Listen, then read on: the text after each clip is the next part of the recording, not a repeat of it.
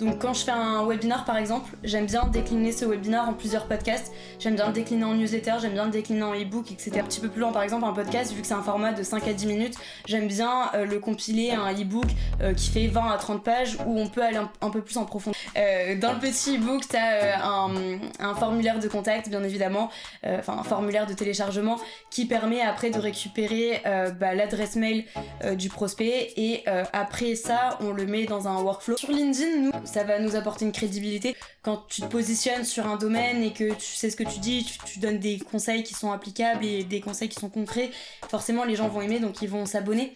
S'ils s'abonnent, après ils vont regarder plusieurs publications, ils vont liker, etc.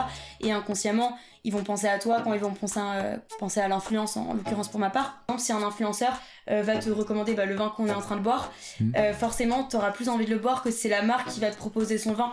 Donc je me dis que c'est à peu près la même chose si je me positionne en tant que experte marketing, influence, social media, etc. Forcément, les gens vont un peu suivre mes conseils, alors que si je propose Finly en tant que Finly, les gens vont se dire bon ok, elle veut juste vendre son produit, tu vois. Bonjour et bienvenue, je suis Clément SSB et bienvenue dans l'Aftermarket. Aujourd'hui, j'ai le plaisir d'accueillir Manon Roche, Head of Marketing chez Finly. Elle va nous parler de la stratégie de contenu qu'ils ont mis en place pour générer des leads en important à leur cible. Et on va aussi parler d'influence, on va parler de comment faire des campagnes qui marchent, des campagnes efficaces et des campagnes rentables. Donc elle va nous partager toutes les techniques de l'intérieur du marché finalement. Avant de commencer, j'ai deux choses à dire. Premièrement, toutes les choses qu'on va mentionner, tous les liens, toutes les ressources, les personnes, les outils, vous les avez dans un lien qui est en description, le résumé finalement du podcast écrit. Donc n'hésitez pas à aller checker ça. Et deuxième chose, je tiens à remercier Factory 5.42 pour rendre ce podcast possible. C'est le studio vidéo en plein centre-ville de Toulouse. Voilà, on peut commencer Manon. Je suis super content de te recevoir, je te propose de chiner. Yes, salut Clément, merci pour l'invitation. De rien. Du coup, tu es Head of Marketing chez Finly, mais pas que. Est-ce que tu peux te présenter et aussi nous dire un petit peu ce que fait Finly ? Ouais, très bien. Alors, je suis chez Finly depuis bientôt 3 ans maintenant. En fait, pour la petite histoire, moi j'avais commencé en stage chez Finly, donc je cherchais un stage, c'était pour mon Bachelor 3, donc 3e année d'école supérieure. Et je voulais me diriger vers les réseaux sociaux, l'influence, etc. Et du coup, j'avais trouvé Finly et c'était sur un poste de business developer, donc j'étais commerciale en gros. Donc je vendais la plateforme. Parce que Finly, c'est une plateforme et une agence de marketing d'influence. Donc en gros, notre rôle, c'est de mettre en relation des influenceurs et des marques. Okay. Donc j'ai commencé chez Finly en tant que commerciale, donc pour vendre la plateforme. Puis après, j'ai continué en tant qu'alternante en community management. Tout d'abord pendant 1 ou 2 mois. Après j'ai basculé sur la com en général, puis le marketing en général. Okay. Et là ça fait du coup 2 ans et demi que je suis en market et en com, et j'ai signé mon CDI là il y a 2 mois à peu près. Donc on a structuré l'équipe maintenant. Donc quand j'ai commencé, j'étais seule en marketing communication et maintenant on est 4. Donc en gros je gère et je structure le pôle marketing. Ok, d'accord. Est-ce que tu peux nous expliquer un peu plus concrètement ce que fait Finly ? Ouais, bien sûr. Alors du coup, du côté de la plateforme, on est une plateforme de smart matching, donc on va mettre en relation des influenceurs et des marques. Donc comment ça se passe ? En gros, tu vas avoir un espace où les influenceurs vont pouvoir s'inscrire sur la plateforme et un espace où les marques vont pouvoir s'inscrire sur la plateforme. Okay. Ils vont mettre chacun leurs critères de sélection, l'influenceur pour la marque, donc ses centres d'intérêt, etc. Et la marque va mettre ses critères de sélection pour l'influenceur. Donc ça peut être des critères de localisation, de taille de communauté, de centre d'intérêt, d'intérêt de la communauté aussi. Et nous, après, dès qu'on a ces datas-là, on va pouvoir mettre en relation les influenceurs et les marques qui matchent ensemble, et on va pouvoir tout simplement proposer un brief de campagne à un influenceur. L'influenceur va pouvoir postuler et à l'issue de la campagne, on va également traquer tous les résultats, mettre en place un bilan de campagne, et du coup, la marque pourra voir les résultats de sa campagne, savoir si elle a été rentable ou non, et après refaire de nouvelles campagnes. Et du coup, du côté agence, comme une agence d'influence classique, on a des marques qui viennent nous solliciter pour des briefs de campagne, et après nous on leur structure toute la campagne et on fait aussi la partie un petit peu plus créative. On va y revenir beaucoup plus en détail sur l'influence, sur l'état de l'art un petit peu, où est-ce que ça se trouve en ce moment. J'avais un peu d'abord envie qu'on rentre plutôt sur la stratégie de contenu que toi tu as déployée chez Finly. Pour nous situer un tout petit peu, c'est qui ton ICP, ta cible idéale ? Alors nous on va avoir 2 cibles vu qu'on a 2 modèles différents. On va avoir d'abord une cible influenceur. Donc eux la plateforme est gratuite, donc il n'y a pas un enjeu business, enfin en tout cas direct, étant donné après il y en a quand même un indirect, étant donné que si on a plus d'influenceurs on aura forcément plus de marques. Exactement, donc l'un va avec l'autre. Mais sinon après on va avoir une autre cible qui est souvent les marques donc qui vendent principalement des produits. On a aussi des marques avec des services, mais le cœur de cible c'est plutôt des marques qui vendent des produits. Ça peut être des PME, TPE par exemple. Et on est principalement sur du B2C. B2B, on en a vraiment quelques-uns, mais ça représente même pas 1% de notre cible. Et après aussi, tu as une autre cible qui est les agences de communication, agences de publicité, etc., qui ne font pas l'influence en interne. Et du coup, soit ils l'externalisent, donc ils font appel à notre agence, soit ils utilisent notre plateforme pour justement mettre toutes les campagnes de leurs clients sur la plateforme. Et après, comme ça, c'est plus simple pour eux, vu qu'ils ont... une seule plateforme pour plein de clients différents. Ok, d'accord. Très clair. Voilà. Et ben du coup, moi de base, je suis tombé sur ton podcast, je suis tombé sur ta newsletter et tout ça sur LinkedIn. Je me suis dit, c'est trop cool. Et puis après, je suis allé un peu regarder la description et tout ça, et j'ai compris un petit peu la stratégie. Et je trouve ça super intéressant parce que tu vas en parler, hein, mais il y a plein de boîtes qui font des podcasts un peu pour faire des podcasts et qui vont pas générer du lead derrière. Toi, t'as une démarche, j'ai l'impression, très héroïste où vraiment tu veux que ça génère du lead. On est une start-up, donc dans tout ce qu'on fait, on essaye d'avoir une vision héroïste, bien évidemment. Après, on s'arrête pas au ROI. On veut aussi de la notoriété, on veut aussi créer un lien, tu vois, avec la communauté qu'on crée. Parce que pour nous, juste poster pour poster ou même poster pour générer du lead, on veut pas s'arrêter là, on veut aller plus loin, on veut vraiment créer une valeur, tu vois, au contenu qu'on propose. Ouais, c'est ça. Donc sur les podcasts, quand j'ai lancé le podcast, je sais que c'était un peu la hype, tu vois, du moment, les podcasts, mais je l'ai pas vraiment fait pour ça. Je cogitais déjà depuis plusieurs mois, c'est juste que j'avais peur de me lancer. D'ailleurs, je l'ai dit dans mon podcast, c'est le premier épisode, c'est l'intro. J'avais un peu peur, puis après je me suis dit, vas-y, en vrai, faut oser. De toute manière, même si tu flops, même si personne voit ton podcast, c'est pas grave, tu seras tapé la honte devant personne. Même si c'est nul, tant pis, parce que personne l'aura vu. Et même si plein de gens l'ont vu et que c'est nul, t'apprendras et tu feras mieux la prochaine fois, donc c'est pas grave. Et du coup, donc oser marketer. Voilà, exactement. C'est d'ailleurs pour ça, parce que à chaque fois, tu vois, même sur LinkedIn, avant de poster, je voyais plein de personnes qui postaient et j'avais l'impression qu'il fallait vraiment avoir je sais pas, lu X bouquins pour poster, qu'il fallait avoir je ne sais quelle légitimité pour poster. Et après, un jour, je me suis dit, vas-y, tente. Et au final, j'ai tenté. Bon, ça marche pas du premier coup, hein. Même tous les posts que je publie ne marchent pas tout le temps. Mais au final, t'apprends, tu crées une communauté, tu postes de plus en plus, tu postes des sujets de plus en plus intéressants. Et au final, c'est comme ça que tu crées une communauté. Et c'est pas en lisant je ne sais quel e-book. Ça aide, bien évidemment, à avoir les bases. Mais à un moment donné, il faut avoir le courage de se lancer aussi, tu vois. Totalement. Écoute, on a parlé en l'évitant. Tu vois, on a parlé de ce podcast, de ces posts sur LinkedIn en les évitant. Mais vas-y, parle-nous un petit peu de ce que tu as lancé, du coup, du podcast et de l'objectif derrière ça et des résultats que ça a fait. Top. Du coup, on va commencer par le podcast. Le podcast, je l'ai créé en fin septembre 2022, du coup, donc ça fait pas très longtemps. J'ai publié quelques épisodes. En gros, le concept que je voulais faire, c'est des formats hyper courts, hyper digestes, pour apprendre quelque chose de concret. Donc, on tourne pas en rond, il y a pas de bullshit dans le podcast. On a une information, un sujet, un conseil, et on peut parler autour de sujets. Et en fait, c'est un peu comme mon journal de bord. Donc je vais pas donner des conseils que j'ai pas testés, par exemple. Je vais donner uniquement des conseils que j'ai testés, avec des outils que j'ai testés, avec une expertise du coup que j'ai acquise avec le temps, avec l'expérience. Et du coup, pour être 100% honnête avec toi, les podcasts, c'est pas ce qui marche le plus, en tout cas pour l'instant, sur ma stratégie inbound. Donc les podcasts, on a à peu près 500 à 700 écoutes, ça dépend des épisodes. Je sais pas, je me compare pas à d'autres podcasts parce que je sais pas ce que font les autres. Ouais, on fait déjà pas autant. Ok. Enfin, en tout cas, nous on est plus sur YouTube, du coup. Ouais, ok. Là, c'est toute plateforme confondue. C'est pas une seule plateforme, mais ça dépend des sujets. Par exemple, là, j'ai un sujet que moi je trouvais super bien. C'était les erreurs à ne pas faire pour un webinar. Ouais. Et ce podcast-là, tu vois, il a fait 100 vues.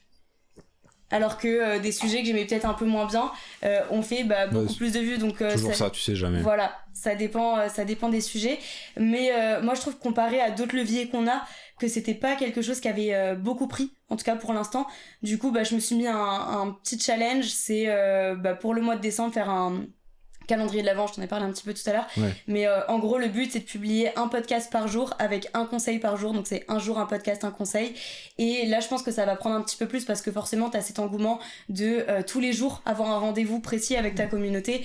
Et surtout, bah, tu sais que tu vas apprendre quelque chose tous les jours. Et c'est des choses qui sont différentes. J'ai pas le focus que sur l'influence. D'ailleurs, on en a pas parlé, mais Oser marketer, ça parle du marketing en général et pas uniquement du marketing d'influence. Ouais. Dedans, je parle de mes webinars, je parle des newsletters, je parle des podcasts aussi, des réseaux sociaux, des algorithmes, etc. Donc plein de sujets assez divers parce que je voulais pas me refermer sur la brique de l'influence, parce que pour moi, par exemple, quand un site e-commerce vient chercher des infos sur le marketing, il sait pas forcément qu'il veut faire de l'influence, tu vois. Ouais. Il a juste besoin d'infos sur le marketing et du coup le tunnel de conversion. En fait, ça va être plutôt funnel, quoi.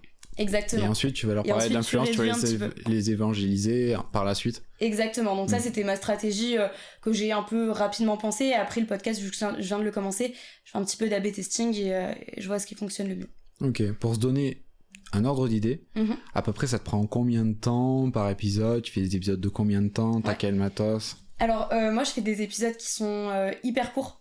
Entre 5 et 10 minutes maximum, et ça me prend un temps de malade à faire. Ah ouais?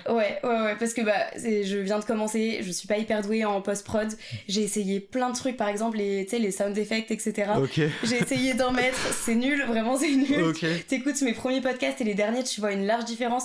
Parce que du coup, tu sais, quand t'essayes, tu fais un peu tout et n'importe quoi, tu touches un peu à tous les boutons. Et du coup c'était pas ouf, Okay. Donc j'ai arrêté les sound effects. On m'a dit ouais, arrête les dings parce que c'était trop fort, du coup ça faisait trop mal aux oreilles. Je parlais pas assez fort aussi au début, donc j'ai monté la voix. Enfin bref, c'est le temps d'adaptation m'a pris énormément de temps, justement. Donc pour un podcast de 5 minutes, je mets à peu près 2 heures à avoir l'idée. On parle de la vidéo, mais l'audio c'est encore pire. Ah mais l'audio c'est hyper dur. C'est hyper dur. Moi je viens pas du tout de ce milieu de l'audio, etc. C'est hyper dur à faire. Bon, en fait, toi, tu veux faire des trucs un petit peu évolués avec des sound effects, bon. Là, mais voilà. Non. Sinon, bon, je connais. Il y a d'autres podcasters. Il y a d'autres podcasters. On va y arriver. Qui utilisent GarageBand. Ils enregistrent avec Zencastr, tu vois. Moi, truc comme ça. Zencastr justement. Ouais. Pour t'enregistrer sur l'ordi. Ouais, j'avais testé d'enregistrer avec Audacity aussi, mais je sais pas pourquoi la voix. Alors attends, je monte sur Audacity parce que j'ai pas trouvé de logiciel.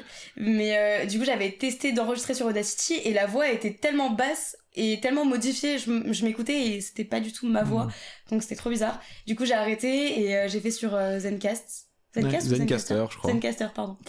Et du coup, c'est déjà mieux, mais après, je trouve pas que ce soit hyper user-friendly non plus. Donc je vais tester d'autres plateformes et je verrai. Tu utilises quoi toi pour tes podcasts? Tu veux pas savoir. Tu vas pas savoir. Okay.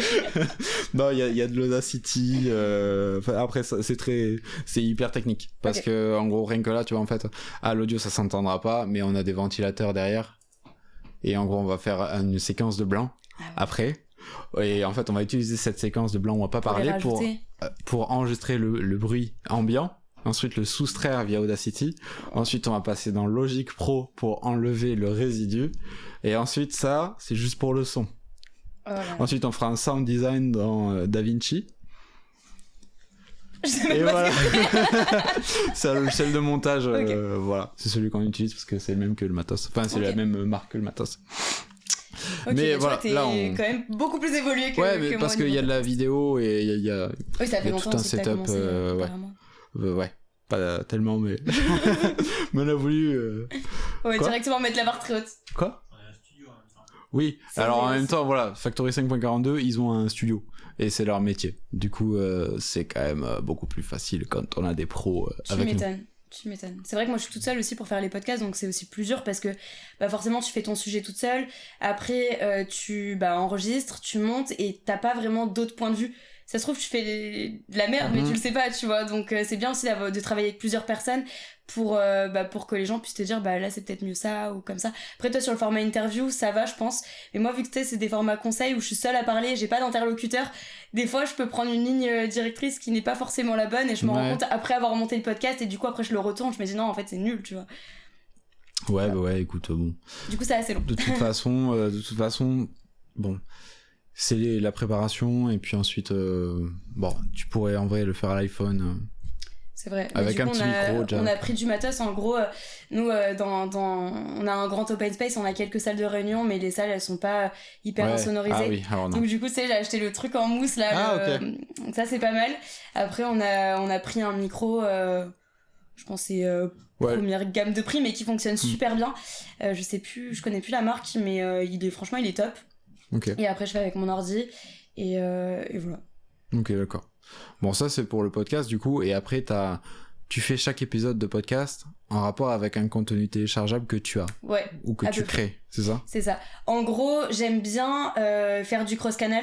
Donc quand je fais un webinar par exemple, j'aime bien décliner ce webinar en plusieurs podcasts, j'aime bien le décliner en newsletter, j'aime bien le décliner en e-book, etc. Parce que je me dis que les personnes qui regardent le webinar, bah potentiellement toi tu vois, peut-être que t'aimes pas le format webinar, peut-être que tu préfères le format podcast, ou peut-être que moi je vais préférer le format réseau avec un carrousel, tu vois. Donc c'est pour ça que j'aime bien décliner plein de formats sur plein de formats différents pour avoir la possibilité de toucher plein de personnes différentes de différentes manières, beaucoup de différents. Et c'est très différent.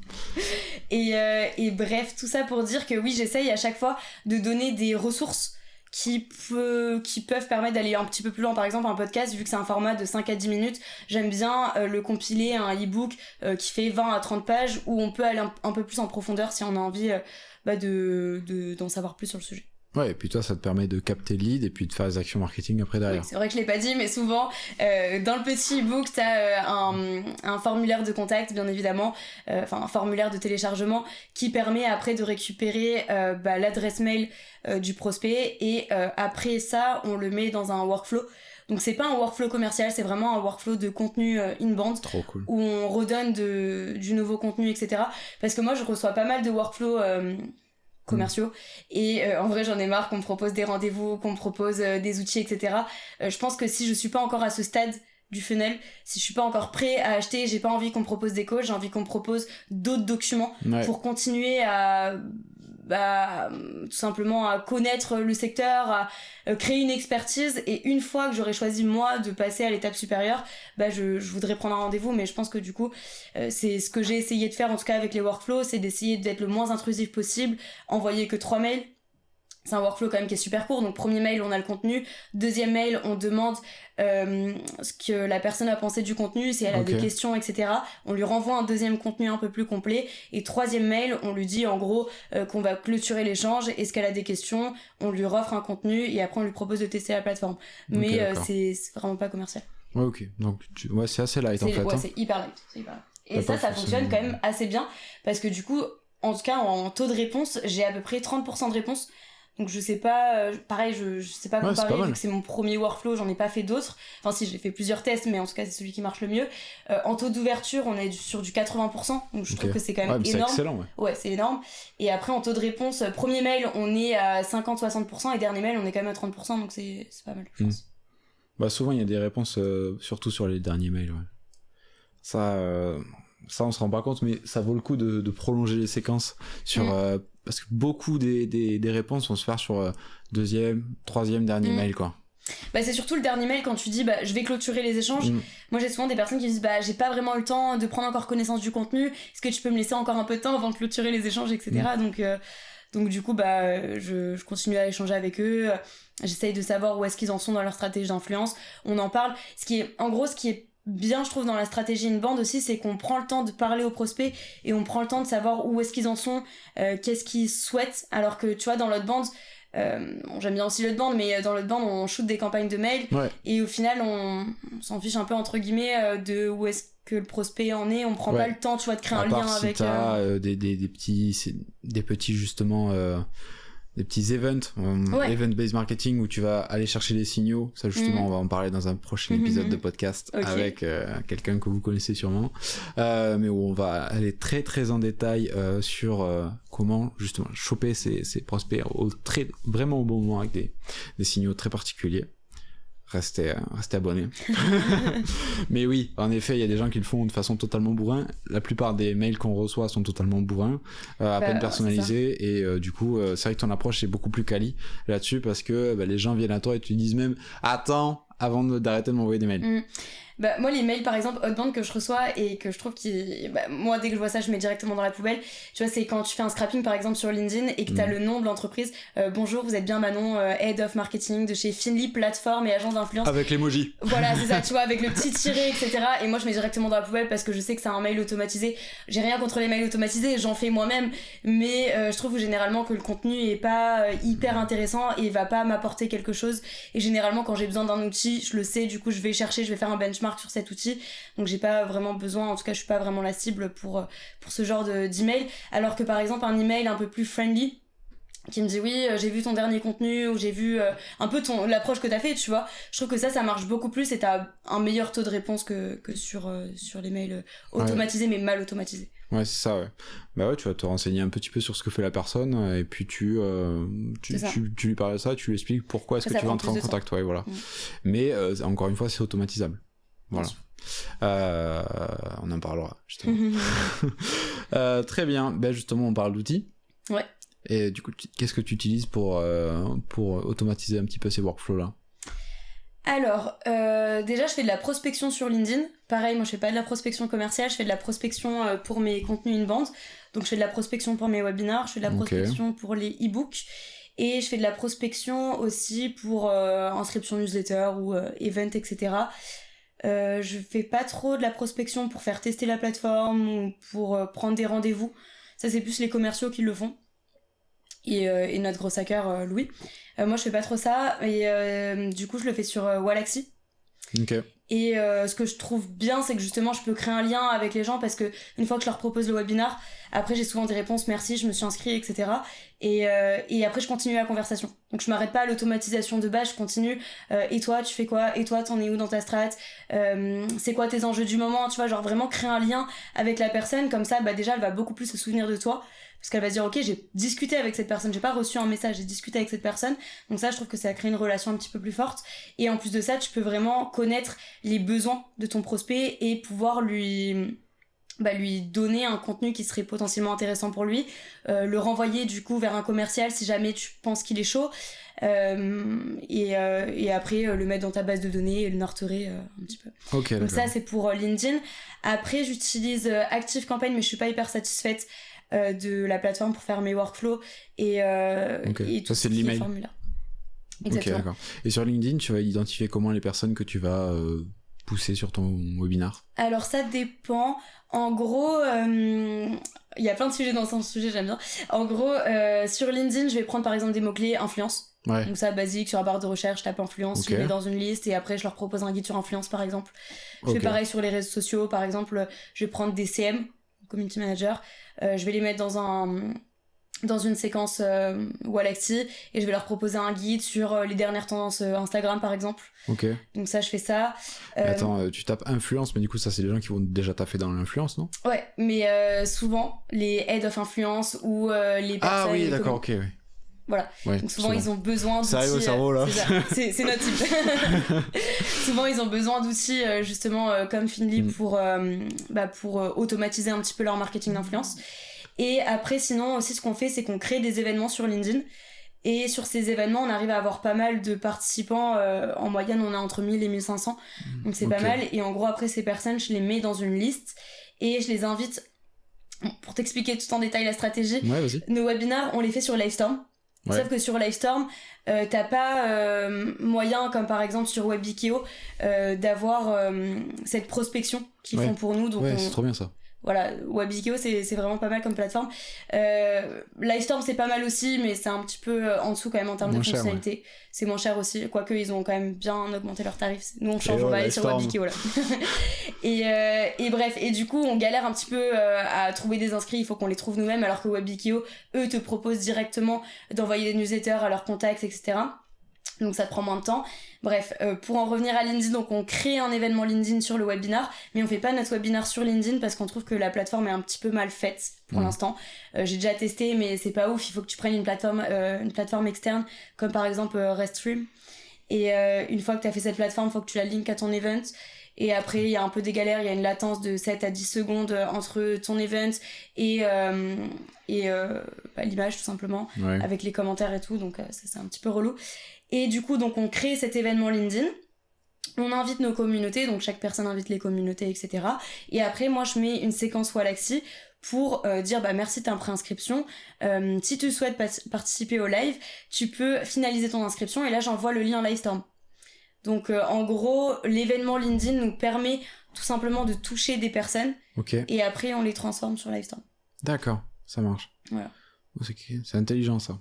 Ouais, parce que c'est un peu galère. Au début, c'était beaucoup plus pratique parce que LinkedIn avait une fonctionnalité qui permettait, quand tu mettais une publication, d'ailleurs aujourd'hui tu peux publier sur un event, je crois, mais avant tu pouvais faire des publications sur un événement et t'avais un petit CTA qui était envoyer une notification aux inscrits ou aux participants de l'event et du coup t'envoyais et là ils recevaient tous une notification, donc forcément c'était beaucoup plus engageant. Aujourd'hui les events, à part le fait de pouvoir inviter des gens comme ça en masse, tu peux inviter 1000 personnes par semaine je crois. Donc à part cette fonctionnalité là, c'est un peu galère d'avoir des inscrits sur un événement LinkedIn. Ok, donc c'est pourquoi tu fais de la prospection. Exactement. Pour ça. Ok, d'accord.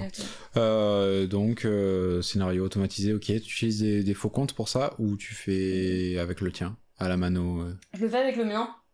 Parce que vu que c'est moi qui fais les webinars avec Irina, Irina, donc c'est la personne qui m'a rejoint maintenant il y a un petit peu moins d'1 an sur le MarketCom. Et du coup, on fait tous nos webinars ensemble parce qu'on trouve ça plus sympa justement d'avoir un échange comme on est en train de faire pour un webinar et pas que ce soit un monologue comme un cours. Donc du coup, on le fait sur mon profil, on le fait de temps en temps sur le profil d'Irina aussi. Ok, avec Wallaxy du coup. Avec Wallaxy. Ok, d'accord. Ouais, je demande parce qu'il y a beaucoup de gens qui le font. Ouais, je sais. Pour pas on se l'a faire déjà bloquer. fait, hein, pour être honnête, on l'a déjà fait. On a déjà créé des faux comptes. Après, je trouve qu'il y a moins de valeur ajoutée parce que forcément, tu sais, ces faux comptes, faut les alimenter aussi. Parce que s'il y a pas de publication, s'il y a pas d'abonnés, ça paraît fake. On voit un faux compte, même la photo de profil, généralement, on le voit. Et du coup, je trouve ça moins quali et on a comparé, du coup, vu qu'on l'a déjà fait, les résultats quand t'as une personne que tu retrouves dans les webinars, dans les podcasts, dans les newsletters, tu commences à créer un petit lien avec cette personne-là et forcément quand elle t'envoie un message pour te proposer quelque chose d'autre, t'es plus à même à accepter que c'était une personne que tu connaissais pas mais qui faisait quand même partie de la même boîte. En tout cas dans le test qu'on a fait, c'est les résultats qu'on a eu. Ouais, mais c'est sûr, je trouve ça plus humain aussi, donc à la rigueur, tu vois, si je devais le faire, je ferais des faux comptes de moi, tu vois. Mais... Après, c'est vrai que tu peux te faire ban, hein. Irina, elle s'est fait ban justement il y a 2 semaines, je crois. Pendant 3 jours, son compte était shadow. Et on pensait du coup qu'elle allait pas récupérer son compte, parce que LinkedIn lui avait envoyé un message comme quoi elle allait pas récupérer son compte. Et au final, 3 jours après, elle a quand même récupéré son compte. Ouais, donc faire attention avec ça et peut-être considérer... faut pas le faire... Après, je trouve que Wallaxy, c'est bien fait. Et en plus, elle faisait même pas d'automatisation quand elle s'est fait ban. Ah ouais. En gros, elle avait fait un post lead magnet et du coup, elle avait eu pas mal de commentaires. Et elle devait ajouter les personnes, tu sais, pour leur envoyer le contenu en MP. Et vu qu'elle avait ajouté pas mal de personnes sur son réseau, du coup LinkedIn l'avait ban, mais au final c'était même pas de l'automatisation, donc comme quoi on peut quand même se faire ban même si on fait pas d'automatisation. Ok, d'où son post sur pourquoi... Exactement. Comment ne pas se faire ban. Exactement. Très bien. Bon, on a passé beaucoup de temps sur le podcast là du coup, mais c'est bien, au moins on a donné une stratégie concrète. Tu m'as dit que c'était pas ce qui apportait le plus de résultats au final, la newsletter un peu plus. Newsletter un peu plus, après c'est un format aussi qu'on vient de lancer il y a pas hyper longtemps. En gros, la newsletter, c'est un format qu'on a depuis 2 ans, mais c'est pas la newsletter qu'on a aujourd'hui. Okay. Avant, la newsletter qu'on avait, c'était un format hebdo. Non, pas un format hebdo. C'était un format... Si, c'était un format hebdo, non. On a commencé par un format mensuel, mais on l'a 2-3 mois. Après, on a fait un format hebdomadaire. Et du coup, ce qu'on faisait, c'était qu'on envoyait nos derniers articles de blog. Donc, on envoyait 4-5 articles de blog et on mettait une petite phrase avec un petit CTA. Donc c'était vraiment des news sur le secteur de l'influence, etc. Mais je trouve... Classique, ouais. Voilà, c'était vraiment la newsletter cliché, basique, mais qui n'apporte pas en soi beaucoup de valeur. Et du coup, en septembre, je crois, début septembre, j'ai changé le format et c'est là où j'ai créé l'Explosive. Donc l'Explosive, en gros, c'est une newsletter bimensuelle et c'est une newsletter qui ressemble pas du tout au format d'avant. Donc c'est une newsletter qui ressemble plutôt à un article. Le temps de lecture, c'est à peu près entre 3 et 5 minutes, donc ça reste quand même assez digeste. Mais on a un sujet, par exemple, le dernier sujet, c'était sur les hacks Canva. Donc en gros j'ai pris toutes les astuces Canva que je connaissais, toutes les fonctionnalités qui étaient hyper cool à utiliser, et je les ai décrites. J'ai fait des petits tutos vidéo, des petits tutos photos, carousel, etc. Et en gros je fais un mix entre le texte, les photos, les vidéos, les liens. Je le mets souvent en relation aussi avec un webinaire qui va arriver ou avec un e-book que j'ai créé. Donc en gros c'est vraiment un article sur un sujet précis avec des conseils, plus après des liens qui vont me permettre tout simplement d'engager encore une fois le prospect. Donc soit un webinaire, soit un podcast, soit un e-book, soit une infographie, un profil LinkedIn, publication. Ok, d'accord. Et t'arrives à faire un espèce de tracking entre les prospects quand ils lisent ta newsletter Ouais, ok. Tu fais comment ? En gros, un prospect qui lit ma newsletter, je vais le voir sur ActiveCampaign. Okay. Je vais voir qu'il a ouvert, je vais voir qu'il a cliqué, etc. Après, par exemple, s'il a cliqué, s'il s'est inscrit sur un webinaire, pareil, avec son adresse mail, je peux voir si il vient de la newsletter. Je mets des UTM aussi. Donc, par exemple, dans la newsletter, quand je fais la promo d'un nouveau e-book ou d'un nouveau webinaire, je mets toujours un UTM avec un petit NL ou un truc comme ça qui me permet de savoir que cette personne-là a téléchargé ou s'est inscrit grâce à la newsletter. Moi, ça me permet après de prioriser mes leviers, savoir ce qui fonctionne bien, savoir ce qui fonctionne un peu moins bien, l'optimiser aussi si ça fonctionne bien, ou trouver des axes d'amélioration si ça fonctionne pas bien. Ok, donc en fait t'as des liens personnalisés, t'as des liens personnalisés pour tes messages LinkedIn, t'as des liens personnalisés pour ta newsletter, donc tu les fais avec le Campaign Builder, j'imagine? Ça dépend. En gros sur LinkedIn, pour pas que tu vois il y ait le UTM source un peu dégueu, je vais sur Linkly. Donc Linkly, c'est une plateforme qui te permet déjà de shorter ton lien, de le personnaliser et de le traquer. Donc ça c'est pas mal. Donc ça c'est pour tout ce qui est à destination des réseaux sociaux, donc c'est-à-dire les liens qui ne sont pas des liens hypertextes, donc des liens visibles.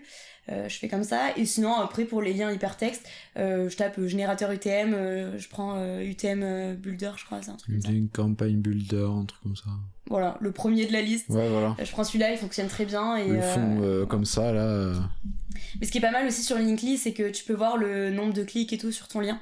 Que tu peux pas faire sur l'autre.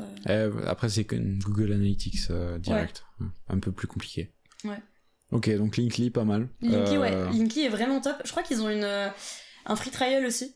Donc, pas mal. Nous, t'as un free trial si tu veux pas personnaliser ton nom de domaine, il me semble. Mais si tu veux personnaliser ton nom de domaine, qui est quand même un peu plus quali, je crois que c'est 10€ par mois, donc ça reste quand même tout à fait abordable.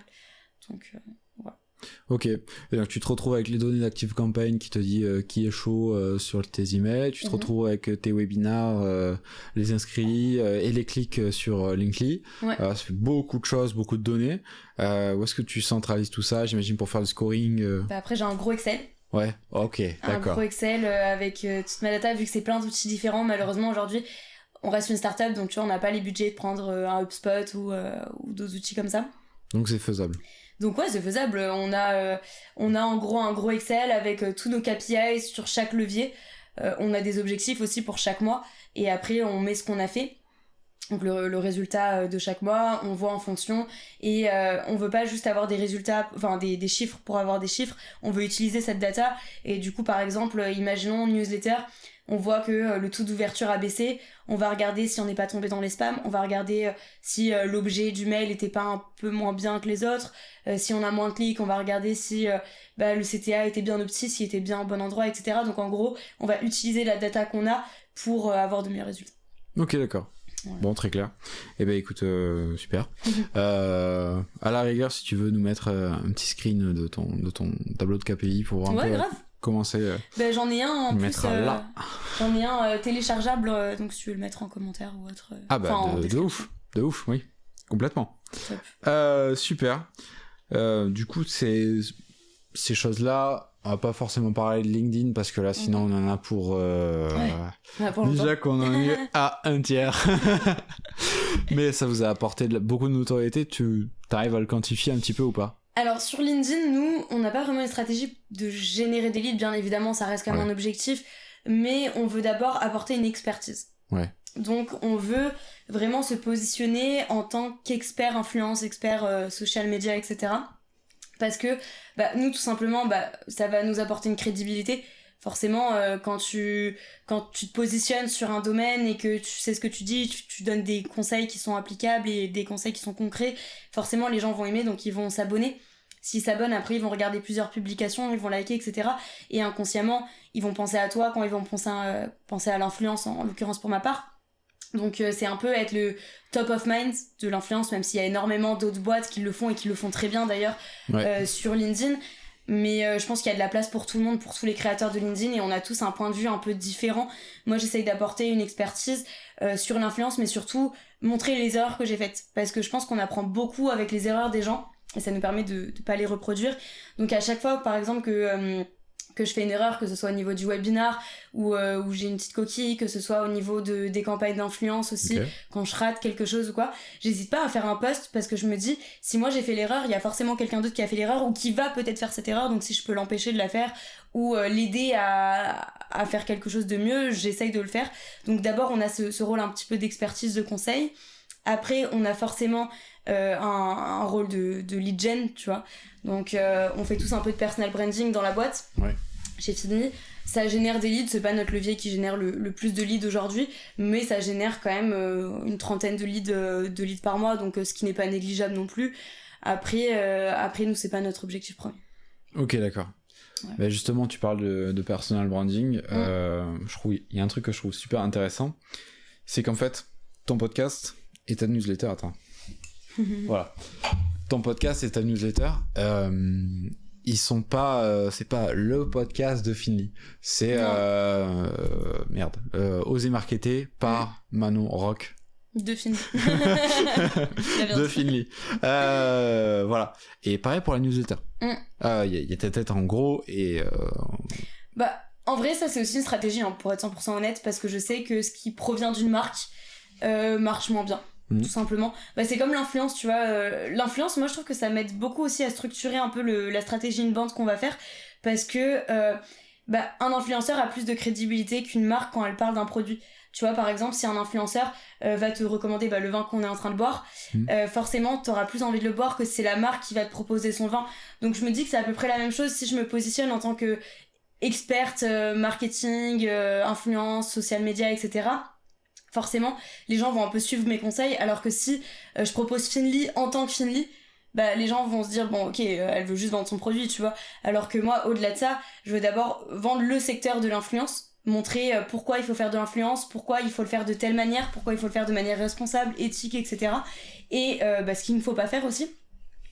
Et j'en étais où ? Et ok, d'accord. Donc tu veux vraiment montrer ça et tu veux créer vraiment une voix sur l'influence. Mais c'est super intéressant parce que, en fait, tu développes ton personal branding, toi, sur le monde de l'influence, pas forcément à travers Finly, mais donc tu te crées vraiment cette image de Manon Rock, c'est la spécialiste de l'influence, et pas forcément que chez Finly. Donc, en fait, Finly te permet aussi de monter en valeur sur ce marché-là, via les contenus que tu produis, même quand tu vas changer de boîte ou autre. Si tu veux rester dans ce et inversement aussi. En gros, je voulais pas que Finly soit associé uniquement à moi, et je voulais pas que moi je sois associée uniquement à Finly. Je voulais justement parler d'un secteur qui est assez large, donc les réseaux sociaux, un petit peu plus précis, l'influence, et après donner des conseils et créer une communauté, parce que je pense que ça peut servir dans plein de choses. Je compte pas partir de Finly aujourd'hui, mais je sais que ça peut m'ouvrir des portes aussi pour d'autres tafs. Je sais que ça peut ouvrir aussi des partenariats. J'ai trouvé énormément de partenaires pour nos webinars, pour la newsletter, etc. J'ai trouvé énormément de partenaires sur LinkedIn, donc ça c'est pas mal. Je fais aussi pas mal de freelancing à côté, donc mes clients je les trouve principalement aussi sur LinkedIn, par exemple au niveau des formations, au niveau des contenus SEO, des livres blancs, vu que j'en fais pas mal chez Finly. J'ai développé, tu vois, ce truc de, on peut appeler ça une expertise sur ces domaines-là, et du coup il y a des marques ou il y a des agences qui font appel à mes services parce qu'ils savent que je sais le faire, ils ont lu certains e-books, ça leur a plu, donc du coup ils aimeraient bien que je fasse des e-books ou des articles pour eux, donc je le fais, donc ça m'apporte du business aussi. Après je reçois aussi pas mal de demandes de la part de boîtes pour des CDI, etc. Ça reste toujours intéressant, hyper flatteur. Moi je refuse pas forcément les opportunités, donc je demande en quoi ça consiste, quelles sont les missions, etc. Même si je veux pas partir de chez Finly, moi je suis super bien. Finly c'est une boîte assez cool, qui a énormément d'opportunités. On m'a fait confiance dès le premier jour où je suis arrivée chez Finly. On m'a laissé carte blanche pour faire ce que je voulais. J'ai de la chance, ça a marché, mais ça aurait pu ne pas marcher, tu vois. Donc Donc bref, l'opportunité que j'ai eue chez Finly, j'ai envie de la garder parce que c'est en train aussi de monter. On a fait une levée de fonds, on a levé 1 million d'euros, donc aujourd'hui on a plus de budget qu'il y a 2 ans, on peut monter une équipe, etc. Mais moi je conseille à tout le monde, j'ai énormément de personnes qui me demandent aussi sur LinkedIn comment tu fais pour poster, comment tu fais pour ci, pour ça. De tout simplement d'essayer d'y aller, de poster une publication, 2 publications, voir comment ça fonctionne, regarder aussi, consommer pas mal de contenu LinkedIn. Moi au début quand je postais pas, je regardais énormément de créateurs, tu vas en parler de Caroline Mignot tout à l'heure, je regardais pas mal ses posts, moi je trouve qu'elle a une stratégie de ouf sur LinkedIn, c'est une des premières personnes que j'ai suivies sur LinkedIn, pareil pour Benoît de Scalesia, pour Toinon de Wallaxy, merci. Enfin bref, plein de personnes comme ça qui m'inspirent, je regarde un petit peu leurs posts, qu'ils font, comment ils parlent, etc. Et après, je fais pas comme eux, jamais faire comme eux, mais prendre un petit peu de tout ce que eux ont montré pour te créer ta propre personnalité un petit peu sur les réseaux, et ça je trouve ça cool, et ça peut apporter plein de choses au niveau du business, perso, etc. Ouais, toi non, incroyable, j'y pense là. Ah ouais, mais c'est un killer, hein. Les automatisations LinkedIn qu'il a, c'est ouf. Et je me souviens, je lui avais envoyé un message pour ce podcast. Et t'as répondu en automatisation? Ouais. Énorme. Et tu l'as vu sa réponse ou pas? Non. C'est bonjour, je suis Gertrude, l'intelligence artificielle je sais plus de toi non. J'ai détecté que votre poste était pas trop commercial, donc vous aurez peut-être une chance d'avoir une réponse dans les X jours ouvrables. Incroyable, tu vois. Mais bon, je trouve que c'est une belle vitrine. Voilà. Du coup on s'est perdu, mais en fait ton podcast il est à ton nom, et en fait de l'extérieur on pourrait presque croire que c'est toi qui l'as fait et que c'est sponsorisé par Finly. Ça ajoute de l'authenticité pour le contenu, et toi ça t'apporte des opportunités, et Finly ça fait un contenu qui performe mieux, qui apporte des leads, et Pauline va arriver, c'est ça? Ok. Voilà. Bon, du coup on va faire une petite pause.